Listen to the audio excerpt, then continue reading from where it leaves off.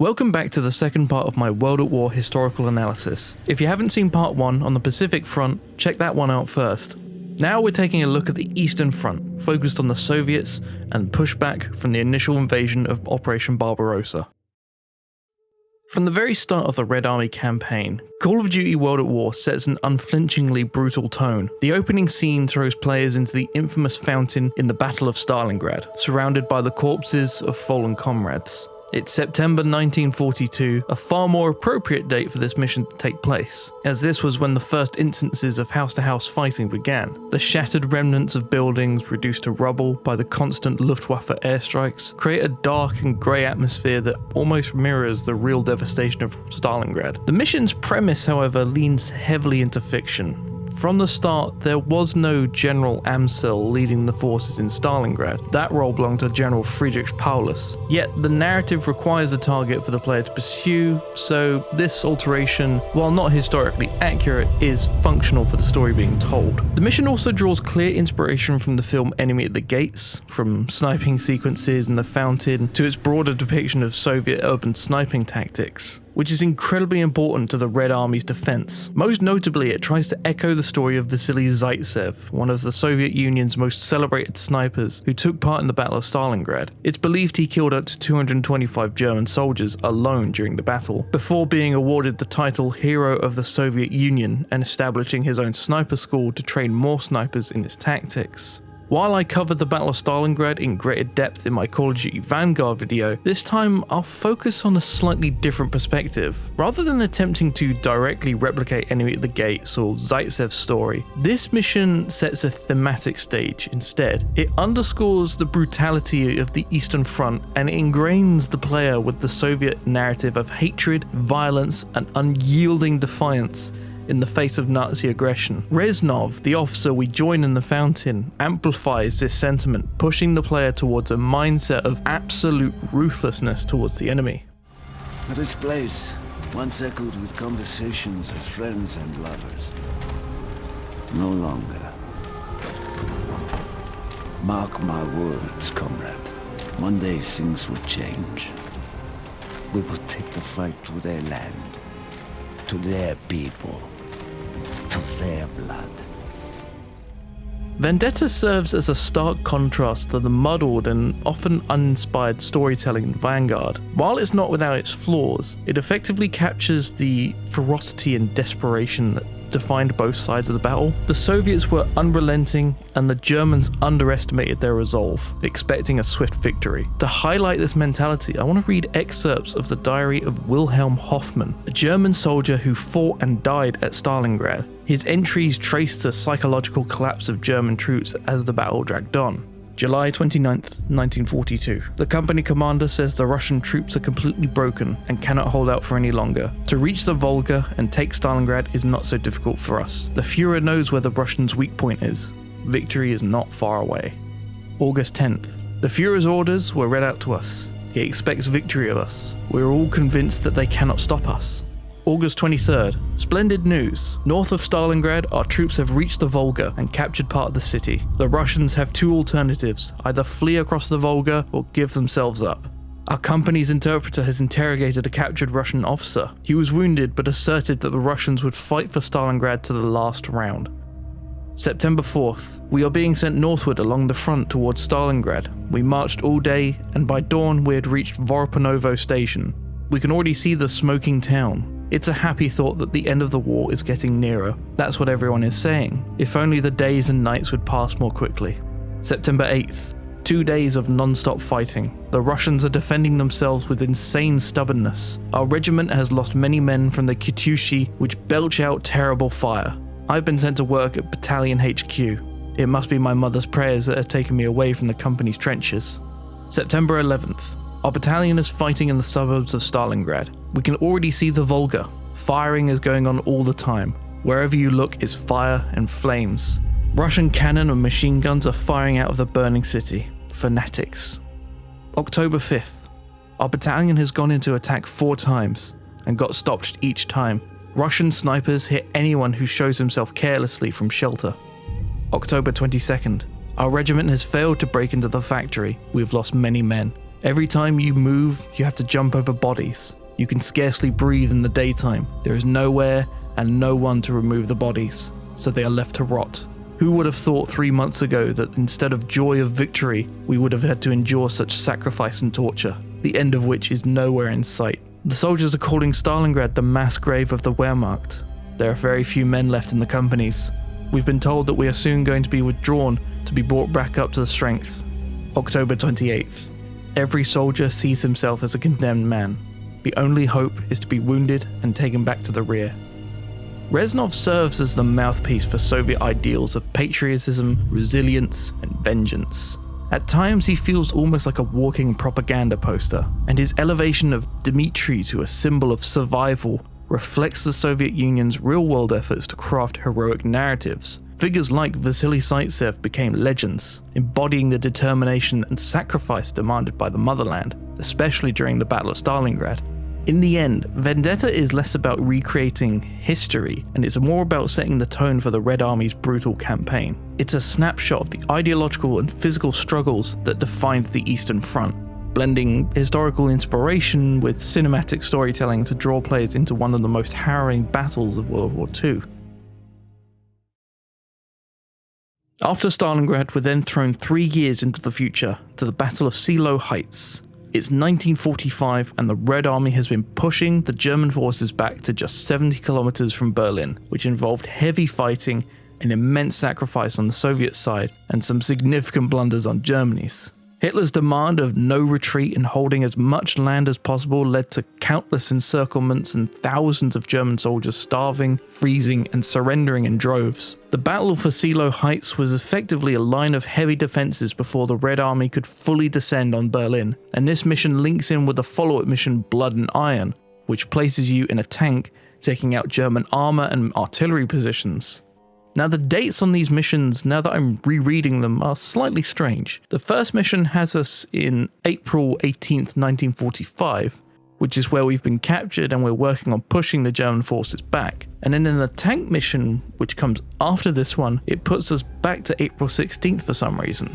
Unsure as to why this is, but at least the date ranges are correct, as this battle did take place between the 16th and 18th of April. The one thing I would say is missing from either of these missions is the lack of artillery bombardments that the Soviets used as a preliminary to the attack. There were over 9,000 Katyushas and artillery hitting the German trench networks for the first 30 minutes. Overall though, the mission here is really just to depict the last major defensive line that the German forces had in place before the Red Army could enter Berlin, as once this fell, the Eastern Front for the Axis essentially collapsed, and it could be reduced to pockets of resistance and very bottom-of-the-barrel conscripts that they could throw in defense. Following that mission, we're now at the final stages of the Third Reich, the battle for Berlin. Much like what we see at the beginning of this mission, Katyusha rockets and artillery would bombard Berlin almost non-stop until the city surrendered, and while our character is taking part in the first entry into the suburbs of Berlin in Pankow, on the outskirts, elements of the First Belarusian Front and the First Ukrainian Front are encircling the city. They would effectively cut the city off the following day on the 24th. Now, while the intro video did say that the defending forces of Berlin are around 45,000, that's just in depleted Waffen SS and Heer forces. Alongside that 45,000 were another 40,000 Volkssturm, civilians who were mostly unfit to serve in the army due to age. Many of these Volkssturm would actually be World War I veterans. You also had elements of the Hitler Youth acting as gunners for anti-aircraft and artillery, and over the next few missions we see a gradual decline of quality in the German defense and the ensuing chaos that envelops the city as the Soviet army moved in towards the Reichstag. We see countless occasions where Soviet forces execute surrendering German defenders in a similar barbarity to what the Germans did to them just a few years ago. And as we see in the game, the fighting was room to room throughout the streets and even in the underground subways, which just elevates the brutality of it all. One thing that does get shown at the end of the mission in particular, however, is slightly off. In the final segment here, the underground U-Bahn is flooded, and this did actually happen. However, it wasn't during the dates shown at the start. It was actually later on the 2nd of May that the SS supposedly carried out the order to flood segments of the U-Bahn. In the final missions on the Soviet campaign, we take part in the fight for the Reichstag, taking place on April 30th. Once again, we see heavy bombardments from artillery, and alongside that we see pure desperation on the Germans' part, with the hanging of supposedly traitorous soldiers trying to instill obedience and fear into the remaining defenders. When we're ready to make our advance towards the Reichstag, the layout that we get presented is okay, with the anti-aircraft guns being outside, which we have to destroy, and the rubble and debris strewn everywhere. By the time this assault takes place, Hitler would have shot himself, and what we're up against are the fanatics, the SS, and some Hitler Youth, which defended the Reichstag to the bitter end. The layout inside the building is also accurate, as the SS would turn the lower section into a killing zone where they could fire below. But even then, they were outnumbered and running low on ammunition, and as we fight our way to the roof, we have this moment of planting the flag, and with the follow-up outro that I think ends the game perfectly.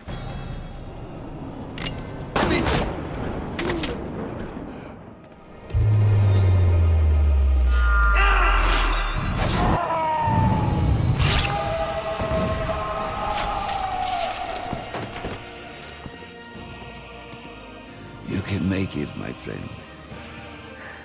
You always survive.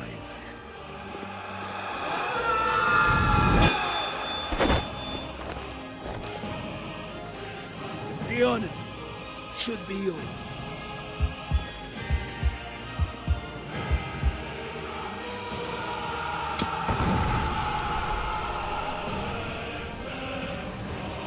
As long as you live, the heart of this army can never be broken. Things will change, my friend. As heroes, we will return to Russia's embrace. It is solemn. General Eisenhower informs me that the forces of Germany have surrendered to the United Nations. The victory won in the West must now be won in the East.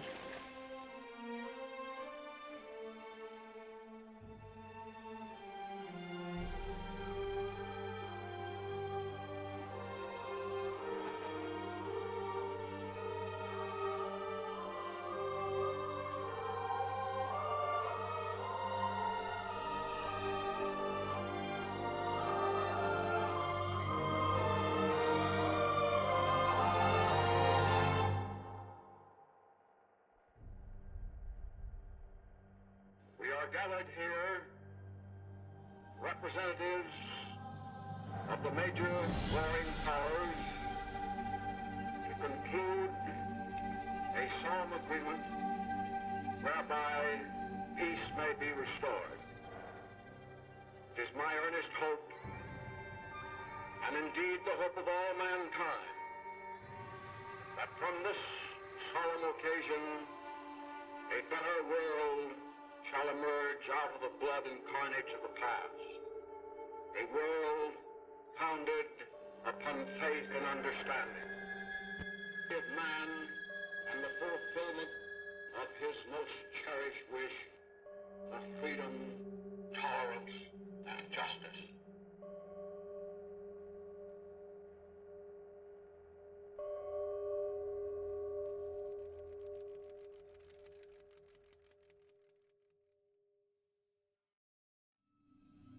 Now, while the Battle for Berlin didn't quite end like that, as even within the Reichstag itself, Soviet forces had to contend with SS holding out in the basement of the building, and around 10,000 or so German forces holding out in various buildings and moving street to street, not fully surrendering until 2 days later. The Soviet campaign's tone contrasts sharply with the American campaign. Both portray horror, brutality, and carnage in unprecedented detail for the time of the game's release, but their approaches differ.